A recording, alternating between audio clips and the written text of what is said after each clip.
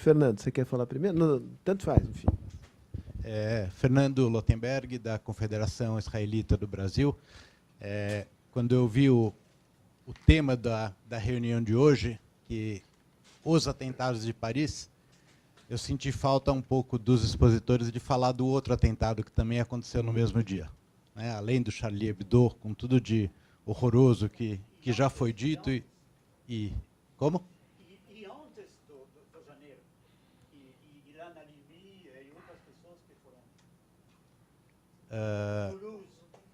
Então... Está só reforçando a sua tese, né, Fernando? Não, tá bom, posso concluir? Pode.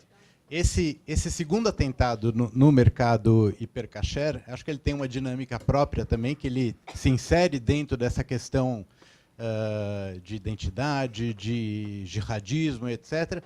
Mas, além da islamofobia, eu acho que o que a gente vê também é o antissemitismo velho de guerra, de novo, na França. Né? Tem Toulouse, tem Bruxelas, que é vizinho, tem Dreyfus até lá atrás, se a gente quiser. Então, queria ouvir um pouco da mesa sobre esse segundo atentado. Legal, Fernando. Por favor. Ok, bom. Meu nome é Alberto Kremnitzer. Eu gostaria de falar algumas coisas aqui. Estamos tratando o Islã como se fosse uma religião, e há um certo número, talvez um grande número de humanistas e pesquisadores que consideram o Islã uma doutrina política. Os livros do Islã, o Corão, a Síria e o Hadith, dedicam cerca de 60% para falar, comentar dos não muçulmanos. A vida de Maomé, ele se dedicou 80% dela a conflito com vizinhos. Ele teve uma vida tranquila, pacifista em Meca, teve 100, 150 seguidores. Quando ele se transferiu para Medina, se tornou agressivo, aí nós temos hoje milhões de seguidores. O nosso querido amigo, o ministro Recupero, diz que estamos mais perdidos do que nunca. Eu acho que realmente estamos mais perdidos do que nunca, porque poucos entre nós se aprofundaram no estudo do que eu chamo a doutrina política do Islã. Então, eu gostaria de saber, inclusive, uma pergunta que eu coloco: o estado em que se encontra a Europa, como visualizam que será possível resolver os problemas em Londres, Paris, Bruxelas, Amsterdã e, particularmente, em Malmö, na Suécia? Obrigado. Obrigado. Jean-Yves, aqui, aí fechamos essa primeira rodada.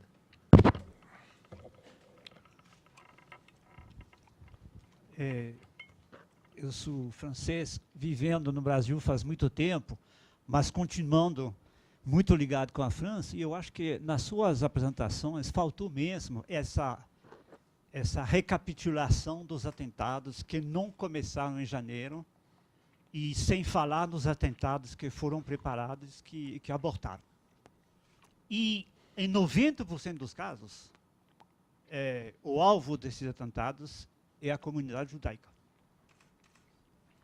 O segundo ponto que eu gostaria de falar, reforçando o que acabou de ser comentado, é que realmente tem um campo de reflexão muito importante, que é a questão da relação entre a política e a religião. Esse ponto que realmente é um problema na França. Não basta dizer os islamistas, os muçulmanos não têm nada a ver com isso. De fato, tem um problema entre a concepção da política que prevalece em vários países da Europa, inclusive fora da França, por exemplo, no Reino Unido, e o papel, a visão do papel da religião que o Islã manifesta. Eu estou falando na França, por exemplo.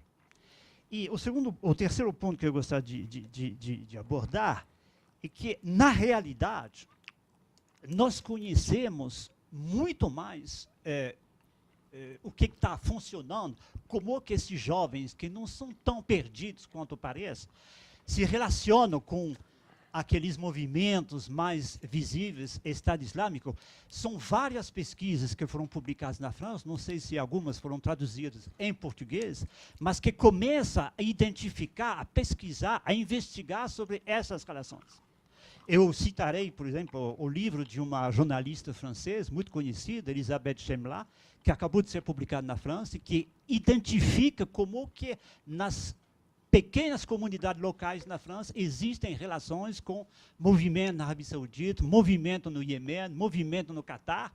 Isso começa a ser identificado e não há como dizer que são apenas jovens perdidos. Pelo menos tem um trabalho de catequização, digamos assim, dessa população que funciona e que acaba criando rede muito eficiente na França. Então, eu gostaria que o senhor comentasse um pouco mais sobre o que o senhor apenas abordou, aquele trabalho de educação, como que nós vamos fazer para efetivamente travar essa guerra, que é uma guerra de mente e não uma guerra tradicional. Isso me parece um ponto essencial.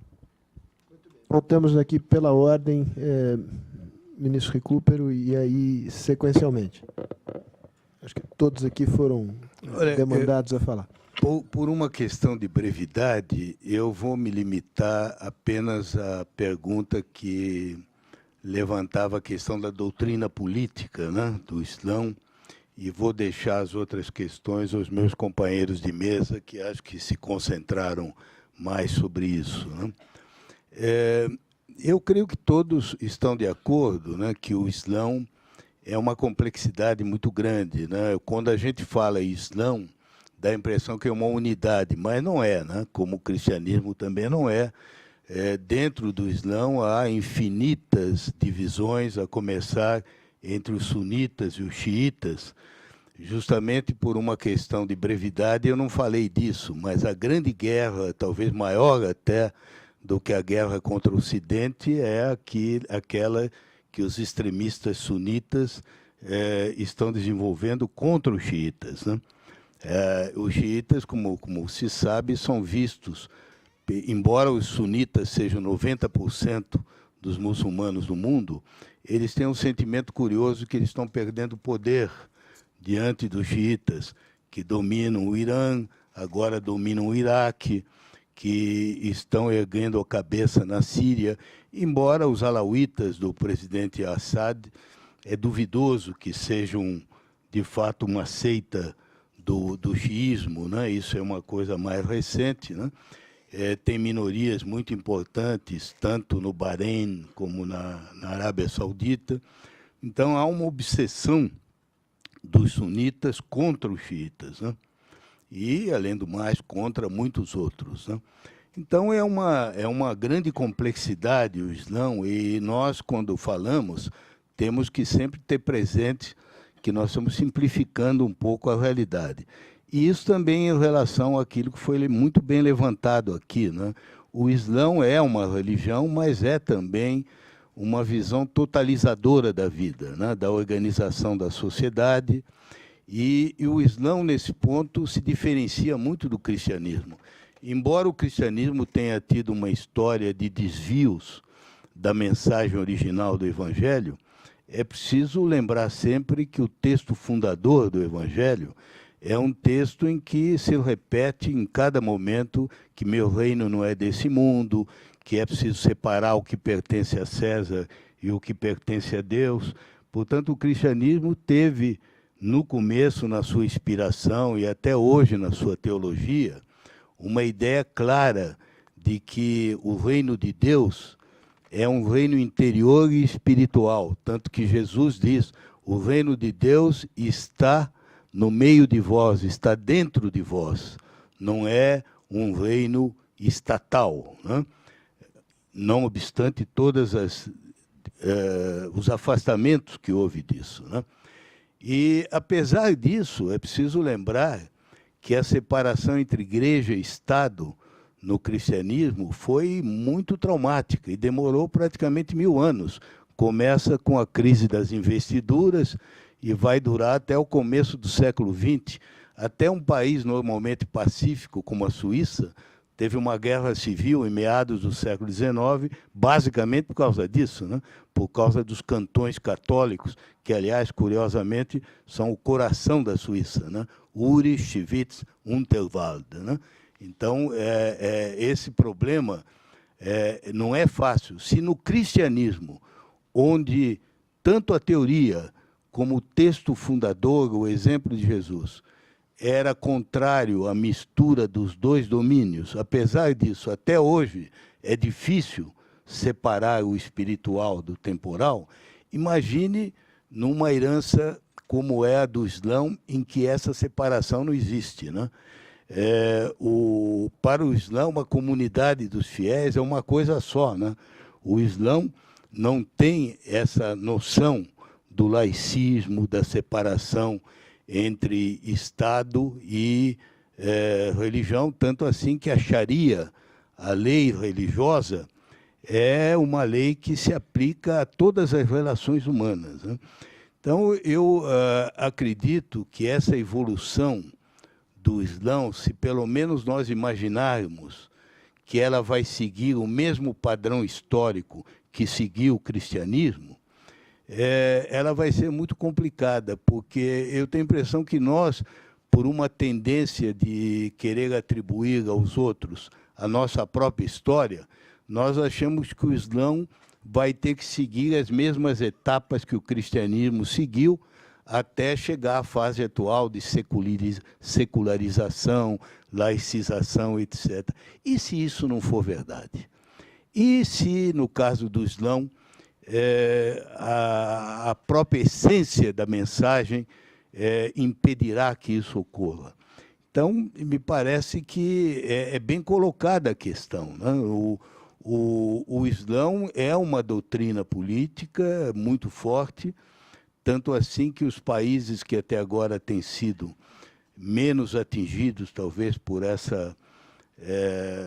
esse tipo de perturbação recente, são países em que ainda o soberano quase que simboliza o profeta, né?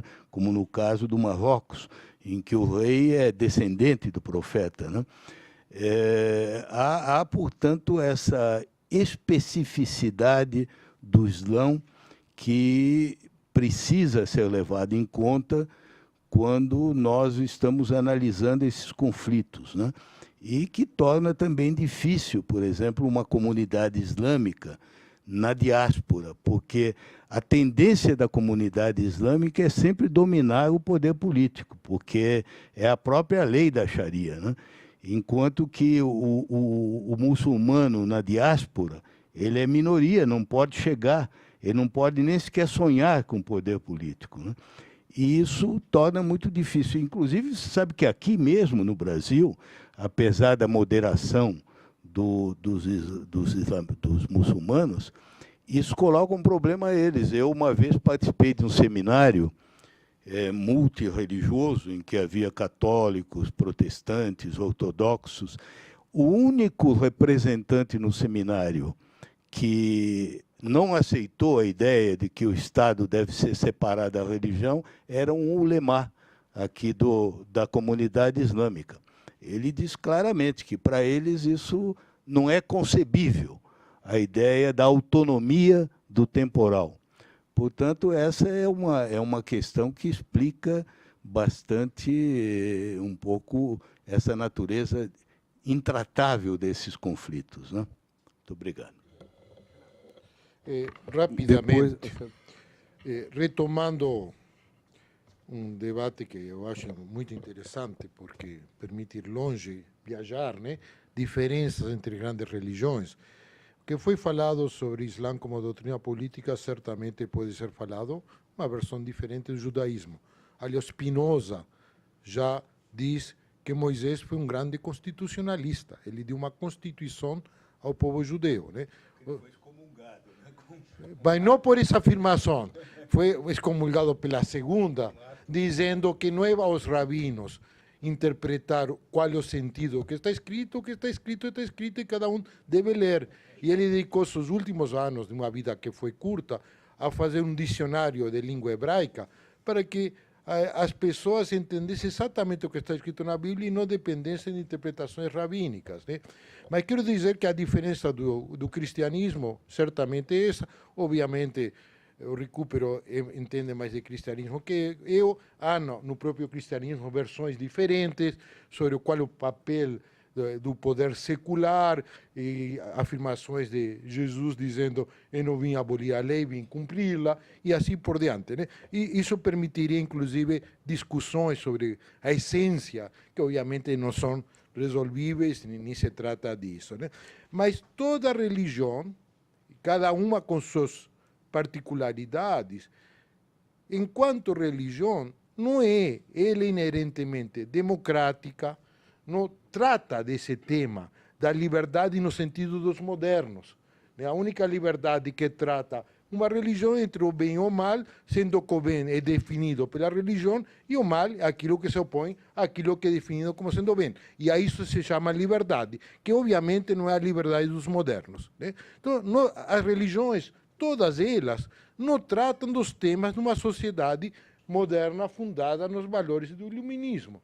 E coloca problema a todas as religiões, que se modernizam, se atualizam ou não. E isto vale para todas elas, né? A Igreja Católica tem dado passos, para os protestantes, por outras razões, foi mais simples. O judaísmo implicou em transformações importantíssimas e até hoje os conflitos internos continuam. É só ver o Estado de Israel e as eleições hoje. Ou seja, não adianta querer simplificar. Ou seja, o que eu estou tentando é dizer que demonizar não ajuda a pensar. Demonizar ajuda a nossos sentimentos mais profundos de querer dividir o mundo entre o bem e o mal, mas não permite entender o mundo de um ponto de vista intelectual, racional, crítico. E este é o esforço que eu entendo que cada um aqui na mesa está tentando fazer, sair de uma demonização simples, porque há muitos argumentos fáceis e reais que permitem chegar rapidamente à demonização do Islã. A pergunta é se isso é mais ajuda a resolver os problemas. E certamente não ajuda, porque aí vamos para a polarização e o confronto, e nesse confronto, como já disse uma vez o líder do Al-Qaeda, vocês estão perdidos, porque vocês valorizam a vida, e nós não valorizamos a vida neste mundo, valorizamos a vida em outro mundo. Nós estamos dispostos a sacrificar por religiões nossas vidas. É um conflito que por aí não interessa, né? O que interessa, ao contrário, é ter uma visão um pouco mais equilibrada, distinguir, valorizar aqueles elementos que permitem avançar numa direção de compromissos e de diálogos, e isolar aqueles que vão no caminho de um radicalismo e que não aceitam diálogo nenhum, né? Sobre antissemitismo, eu concordo, por um lado, com Fernando. Eu dei uma entrevista uns minutos atrás para a televisão, até mencionei a questão do hipercacher, né, que eu fui visitar agora em Paris, e aqui, no próprio título, levou a não mencionar. Dito isto, eu acho que é importante, quando se debate a questão do antissemitismo, é não isolar. Porque se a gente isola e só valoriza, primeiro está sendo errado empiricamente. Os grandes atentados terroristas na Europa mataram, na sua grande maioria, na Espanha, por exemplo, no trem, nos underground em Londres, mataram a população local indiscriminadamente. Os grandes atentados até hoje não se deram estritamente sobre os judeus. Dito isto, obviamente que hoje há um fenômeno de um antissemitismo associado a uma visão fundamentalista, a questões do Oriente Médio, que deve ser combatida, deve ser mencionada, mas eu, agora falando para o presidente da CONIB, acho fundamental constantemente lembrar que isto é parte de uma luta democrática que coloca em risco não somente os judeus, mas o conjunto da população, porque está em jogo a liberdade, está em jogo os direitos básicos de convivência, para o qual nós não temos solução. E agora fala aqui sim, não o presidente da CONIB, que você é mais o judeu individual. Como já disse alguém, o problema não é aceitar, inclusive, um jogo político estreito, que é o que faz Israel, legitimamente, pode ser discutido ou não, que está defendendo uma perspectiva muito particular. Um grande rabino de Israel, né, na verdade o pai do grande rabino, diz: olha, gente, se tem pessoas que querem vir para Israel, eu quero que venham, Mas não vem aqui por uma questão de insegurança na França. Inclusive porque o Bibi Netanyahu fica dizendo o tempo todo que a qualquer momento o Irã não vai nos destruir. Então, risco por risco, a coisa fica difícil, né? Não é por aí que a gente justifica a política. E muito menos nós, judeus que vivemos na diáspora, devemos tratar a questão. A questão que está em jogo são direitos democráticos, luta contra o racismo, luta contra o antissemitismo que existe, né? Mas dentro dessa perspectiva ampla. Dando continuidade ao que os dois companheiros de mesa disseram, e apagando em vez de acender o microfone, primeiro, eu penso que a questão dos crimes antissemitas, Fernando, tem que ser pensar, a gente tem que pensar tudo isso sempre no quadro dos crimes de ódio.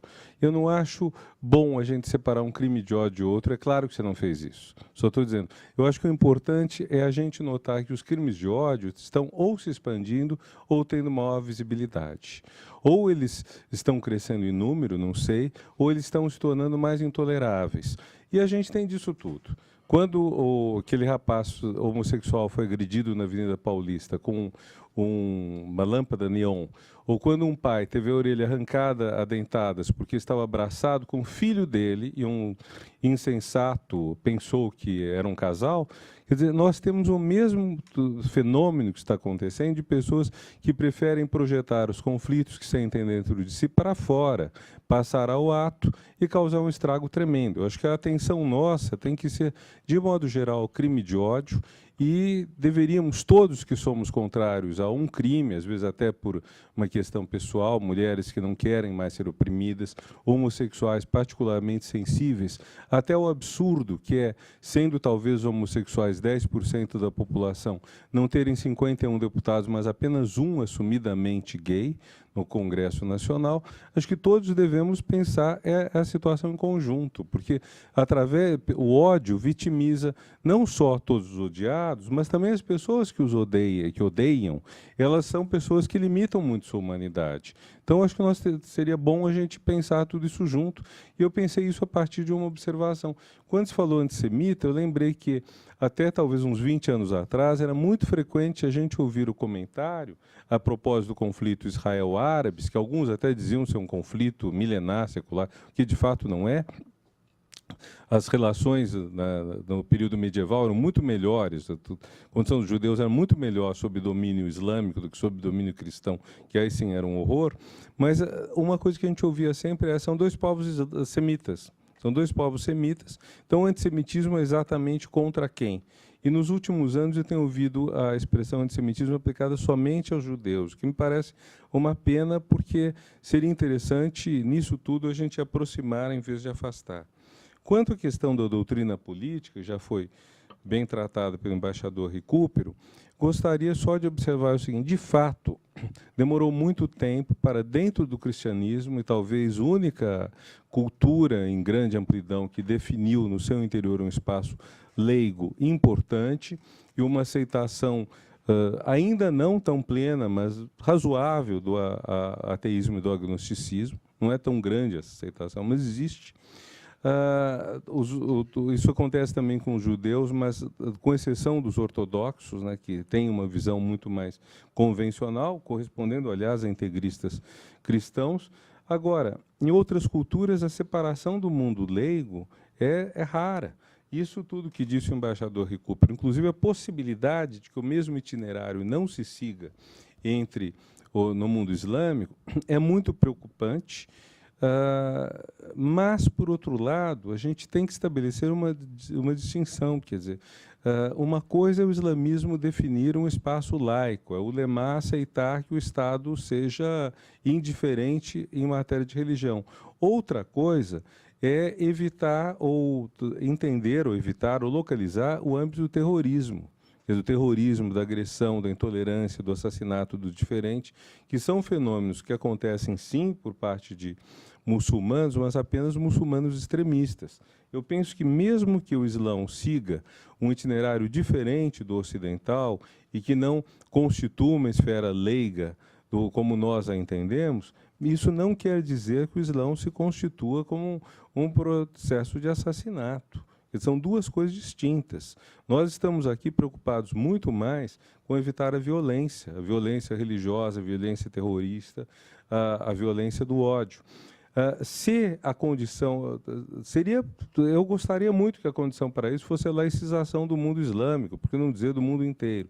Mas se não for esse o caminho, for outro caminho, se conseguir essa laicização, eu já acho que a coisa está de bom tamanho.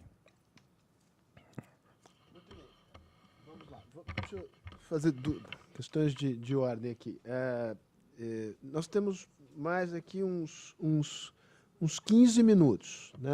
15, 20 minutos, que não, também os rendimentos marginais são decrescentes, como sabem os economistas aqui. Então, vou pedir um esforço de síntese de cada um dos que forem fazer perguntas agora e também à mesa que, digamos, respondam em tempo mais breve do que foi essa primeira rodada. Começo pela Sheila, agora eu varro de lá para cá, chego no Bernard Mancier e a gente encerra. Boa tarde a todos. A minha pergunta é um pouco talvez surpreendente. Eu acho assim, eu queria falar sobre a política externa da América Latina em relação a tudo isso, porque o embaixador Recupero falou que a gente não tem tanto envolvimento e não tem porquê, parece. Talvez o que eu vou trazer é uma coisa surpreendente. Aqui no Brasil, apesar que não aparece, mas tem uma grande islamização das favelas. Isso mereceu uma reportagem na França sobre isso. E, na verdade, os que estão islamizando as favelas, eles estão realmente indo para as pessoas que são pobres, né? E ajudando elas e trazendo elas para essa religião.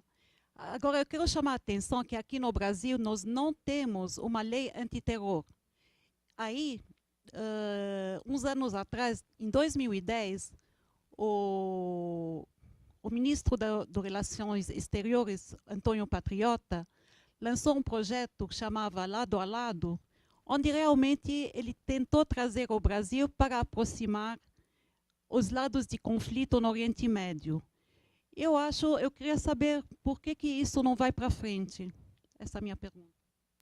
Bem, vamos em frente. Vou pedir um esforço adicional de síntese, porque senão não vamos conseguir contemplar todos aqui. Venceslau, é só da Associação para os Estudantes Estrangeiros. Bom, o que está acontecendo é a ponta do iceberg. As razões históricas pelo qual todos esses conflitos estão surgindo, eu acredito que vão partir lá de 1571 com a Batalha de Lepanto, em que hoje, como eu vejo como europeu, o mundo árabe, o mundo turco e essa coisa toda, eles têm um sentido de se sentem inferiorizados frente à civilização ocidental. Essa é um pouco uma reação. Estão brigando entre eles, acho que eles não vão conseguir grande coisa enquanto brigam entre eles. Eu queria mais um aprofundamento histórico sobre esse fato. Obrigado. Bem, então vamos aqui ao Bernard Mancier e voltamos à mesa aqui. E aí encerramos. Um breve comentário. Hoje tem mais ou menos 4 milhões de pessoas na França que são de origem ou de religião muçulmana. Todas essas pessoas não chegaram ontem. Essas pessoas estão na França, às vezes há gerações, e vieram para encontrar soluções, tipo de vida diferente do tipo de vida que essas pessoas tinham antes de chegar. Essas pessoas são pacíficas. O que nós estamos vendo hoje é uma minoria muito pequena que está completamente desalinhada, até desalinhada com a religião muçulmana.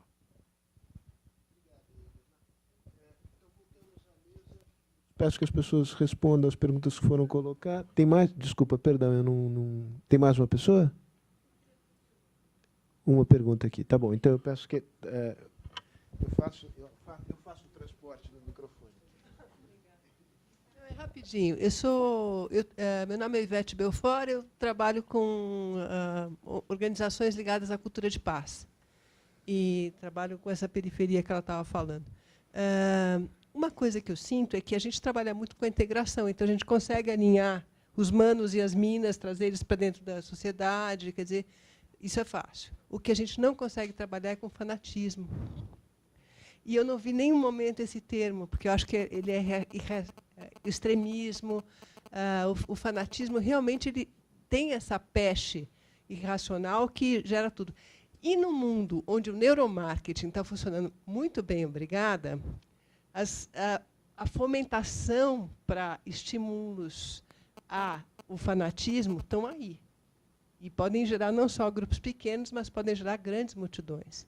Então, eu queria saber se a gente corre esse risco, o que a gente pode fazer, como cidadãos, como pessoas e como seres humanos. Falando no Brasil. Isso é mundial, não é só. Muito bem. Então, vamos lá. Quer inverter a ordem? Aí fechamos com o recupero? Então, começa, Renato. Tá, bom, meio de improviso. Penso que a gente está aprofundando questões, algumas das quais eu não saberia o que dizer, não conheço o projeto lado a lado. Concordo inteiramente com o Bernard, nós estamos lidando com a minoria, acho que esse é o ponto, e o grande ponto talvez seja como fazer reduzir esse caldo de cultura. Quando eu pensei, acho que foi um consenso, embora possamos na mesa entender cultura de formas diferentes, um consenso que a grande batalha é cultural, é mental, não é tendo sistemas mais desenvolvidos de computação para detectar neurônios rebeldes. A questão é essa.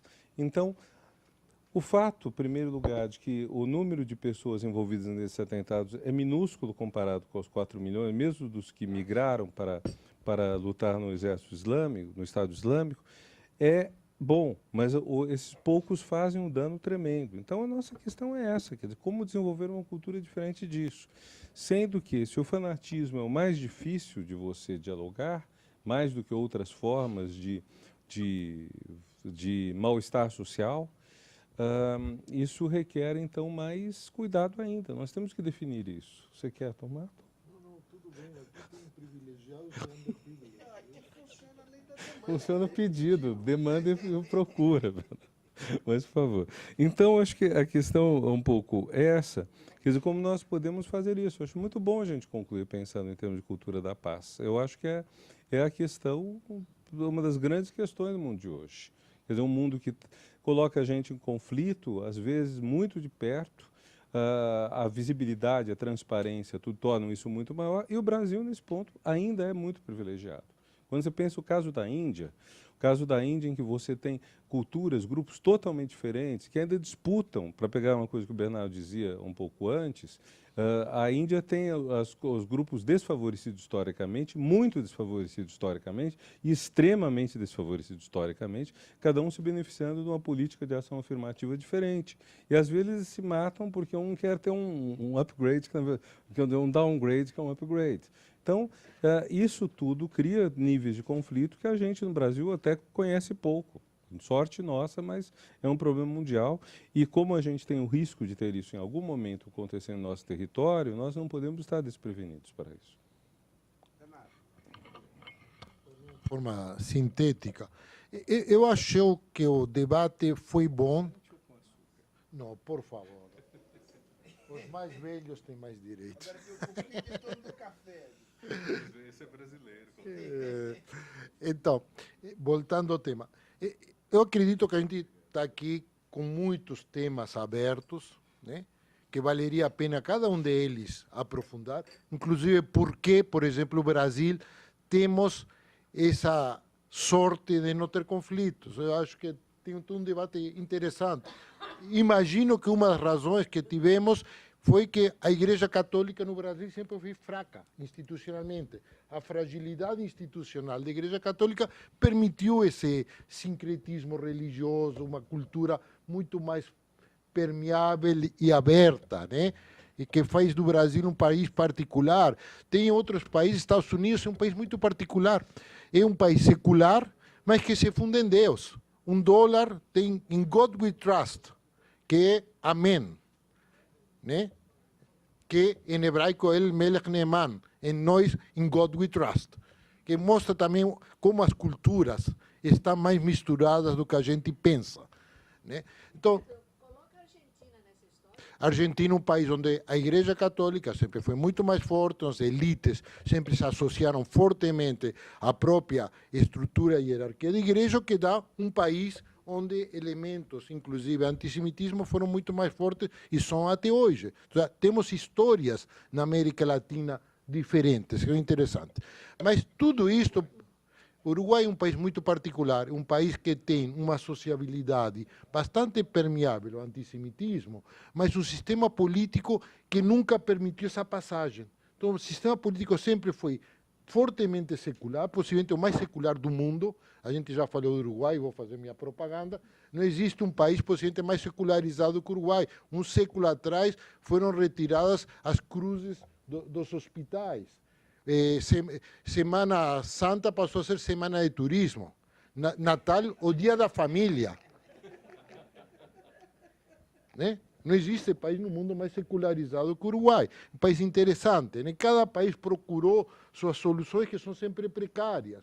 Não podemos perder, inclusive, uma sensibilidade de um mundo que é cada vez mais democrático, onde as minorias passam a reivindicar coisas que antes calavam. A Europa se considerou sempre secular, mas nunca eliminou totalmente os símbolos cristãos, muito fortemente. Inclusive, a rainha da Inglaterra, até hoje, é a chefa da igreja anglicana. Uma mistura bastante grande entre nacionalidade e religião. Ou seja, quando você começa a atacar o problema, você descobre que por detrás de soluções das quais nós estávamos totalmente orgulhosos, foram soluções precárias e que estão ainda em movimento e exigem atualizações.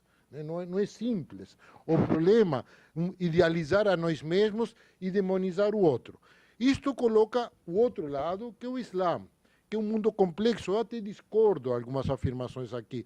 Eu acho que realmente o grupo jihadista, terrorista, é uma minoria, mas o fundamentalismo islâmico hoje é possivelmente maioritário no mundo muçulmano. Isso tem pesquisas. No Paquistão, 85% dos paquistaneses acham que mulher que trai o marido deve ser morta apedrejada. Ou seja, o fundamentalismo está muito enraizado e por razões políticas que já mencionei. Foram financiadas todas as mesquitas que tinham uma perspectiva fundamentalista por causa do conflito entre a Arábia Saudita e o Irã. As coisas se confundem, são complexas. Agora, o que eu acho importante, sim, é não transformar o Islã no demônio. Se favelas se islamizam, eu quero saber o que isso significa. Os negros americanos, hoje 15%, se identificam com o Islã. Não levou a nenhum terrorismo. Né? Ou seja, o próprio Islã é mais uma religião como qualquer outra. Na medida em que ela se integra na vida social, não tem problema nenhum.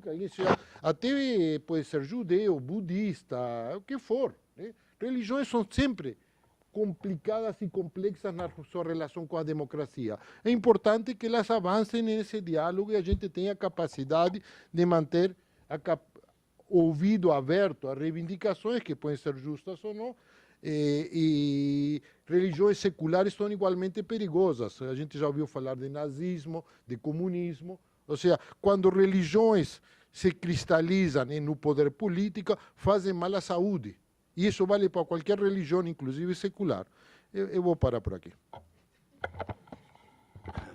Eu também vou me limitar às duas primeiras questões sobre a política externa e sobre as raízes históricas, esse problema todo. Né? Sobre a política externa, também por uma questão de concisão, eu não pude explicar bem meu pensamento. Quando eu me referi ao fato de que nós, na América Latina e no Brasil, não temos esse problema, se eu estendesse um pouco mais, eu explicaria que era o seguinte que eu tinha em mente. Enquanto o fator que explicava as relações internacionais era a Guerra Fria e o comunismo, havia no Brasil e na América Latina uma razão para que os dirigentes ou a população se sentissem identificados à luta dos americanos e do Ocidente contra o comunismo, porque o comunismo era visto pelos dirigentes como uma ameaça interna também.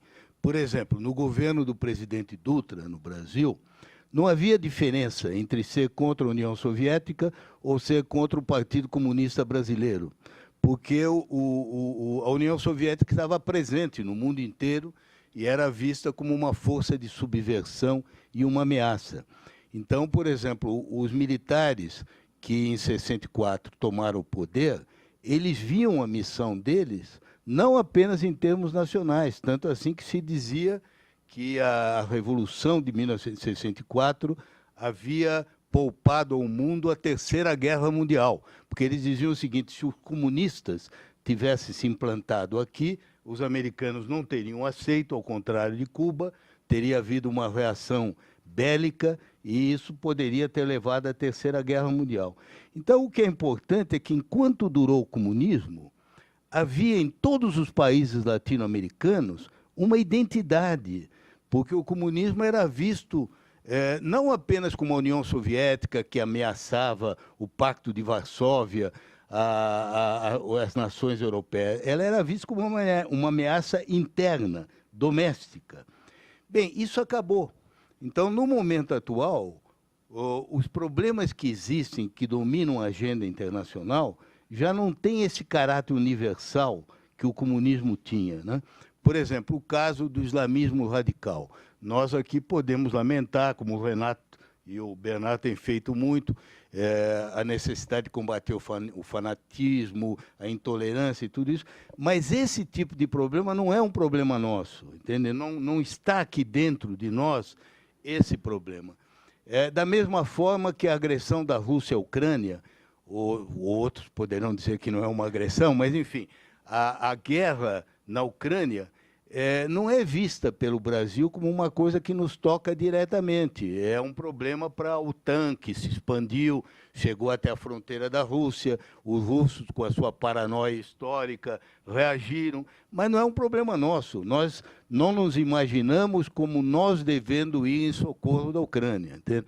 É nesse sentido que eu queria dizer que hoje nós temos um mundo em que, pela primeira vez, o Brasil e a América Latina não tem mais um tema que os identifique ao Ocidente, nem aos Estados Unidos, nem à OTAN, porque a OTAN tem esse problema islâmico, inclusive dentro dos países europeus.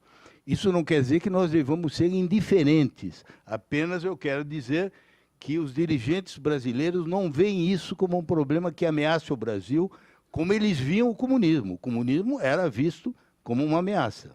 Então, essa é uma questão. Sobre a ideia que o ministro teve, de lado a lado, era uma ideia que, conceitualmente, não tinha sido bem desenvolvida, entende? Porque ele queria aproximar as comunidades, tanto de origem árabe como judaica, né, no Brasil, achando que isso podia ajudar o Brasil a ter uma diplomacia mais ativa no Oriente Médio. Mas aí, olha, eu não vou entrar em detalhes, a gente sabe que é muito complicado isso, né? Porque, por exemplo, a comunidade árabe aqui, em grande parte, tradicionalmente, é cristã, e em grande parte é anti-islâmica, é mesmo anti-islâmica, né? Porque boa parte dos que vieram para cá vieram fugindo da perseguição otomana, né? No começo do século XX.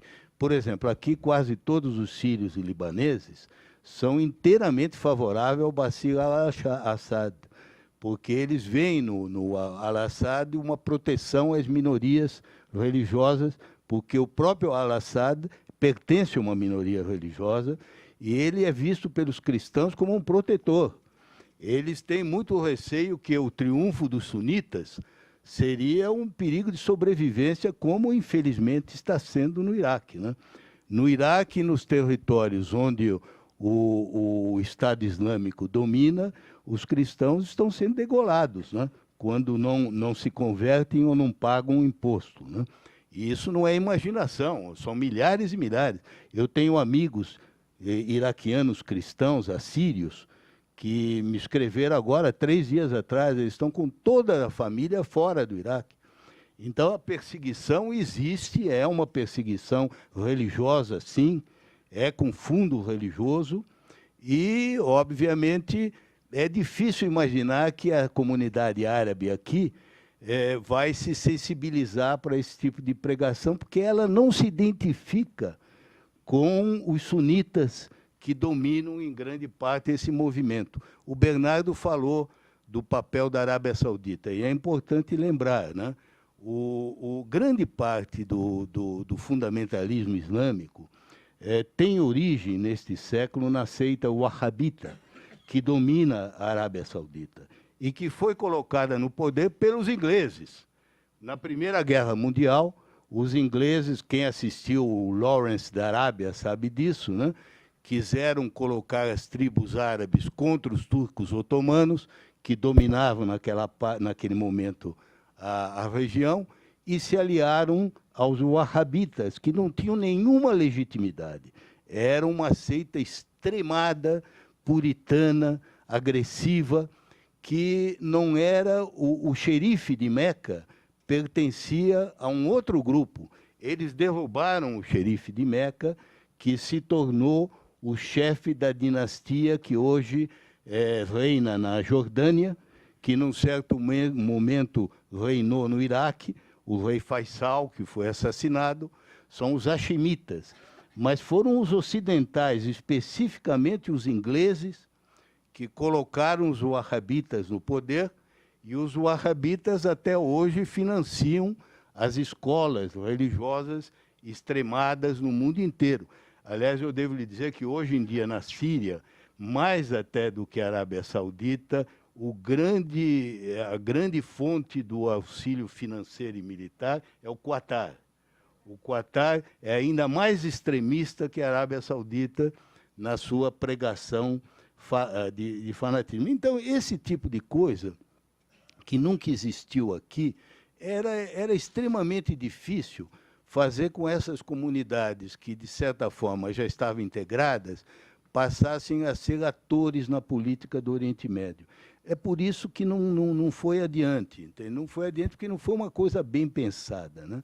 Vocês sabem que, hoje em dia mesmo, esse é um problema delicado. O embaixador do Brasil em Damasco, que passou por aqui o outro dia, esteve comigo, Stanislau Amaral, ele me disse que ele já deu 5.000 vistos para sírios.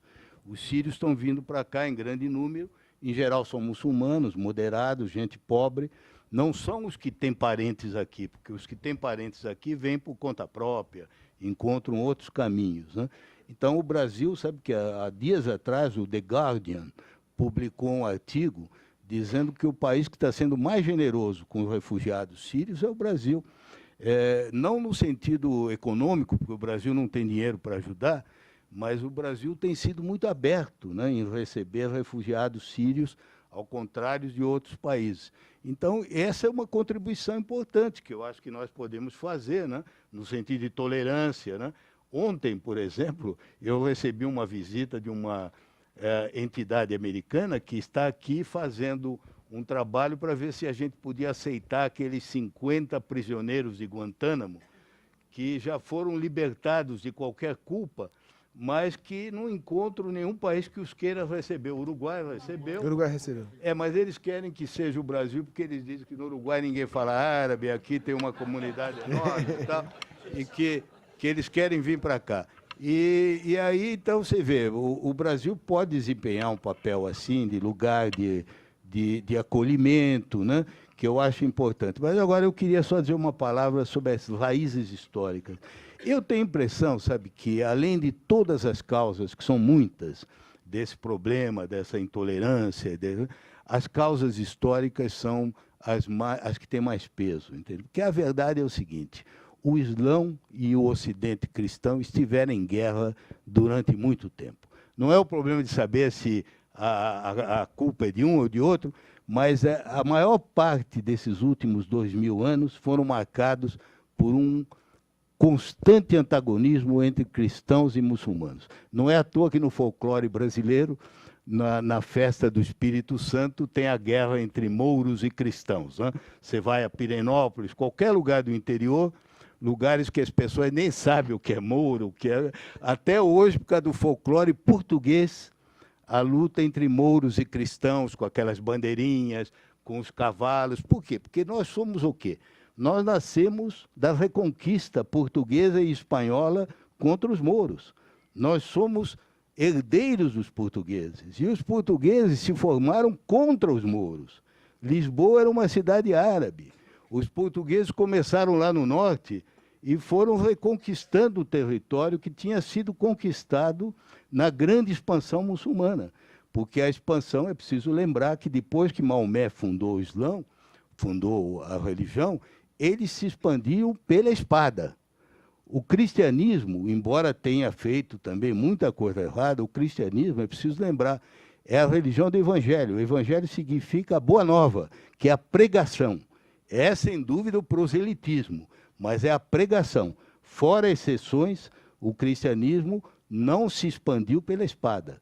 O Islã se expandiu pela espada, onde o Islã tomou conta e, em geral, as populações de outras religiões ou tiveram que sair ou foram exterminadas. Houve momentos em que o Islã foi tolerante, mas não é verdade isso que se diz sempre, que na Idade Média o mais constante no Islã foi a tolerância, porque não é verdade. Historicamente não é. É uma generalização que se faz de alguns momentos, de algumas dinastias na Península Ibérica. O número de mártires cristãos é gigantesco na história da dominação moura na Espanha e em Portugal. É gigantesco. São milhares e milhares que morreram pela fé. Portanto, dizer que eles foram sempre tolerantes não é verdade.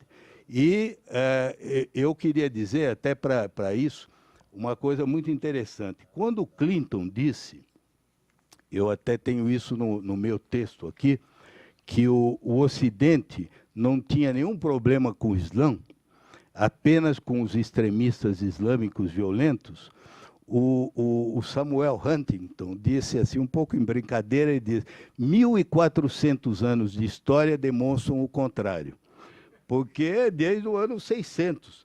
E ele se baseia no professor Bernard Lewis, que é um grande conhecedor dessa região árabe, e o Bernard Lewis diz o seguinte, por quase 1000 anos, desde o primeiro desembarque mouro na Espanha até o segundo cerco de Viena pelos turcos, a Europa esteve sob constante ameaça de parte do Islã. E ele observa que o Islã foi a única civilização que colocou em dúvida a sobrevivência do Ocidente e que fez isso por 2 vezes. Então, essas coisas, inclusive, você sabe, ficam... Eu, por exemplo, não queria falar pessoalmente, mas eu sou de origem italiana, da Puglia. A minha região, a região do meu pai, é uma região em que os turcos, não há muito tempo, massacraram 400 homens porque se recusaram a abraçar a religião muçulmana, entende? Nós, que temos ainda essa tradição familiar, nós não esquecemos isso, compreende? Não quer dizer que não perdoamos, mas não esquecemos. Portanto, essas razões históricas têm peso até hoje. É preciso lembrar isso e não se pode simplificar na base, como disse aqui o professor Bernardo, apenas uma questão de uma esquerda politicamente correta que quer ignorar isso. A verdade é que houve 1.400 anos de guerra e se Carlos Martello não tivesse derrotado os mouros em Poitiers, a França hoje não teria problema de diáspora porque seria muçulmana.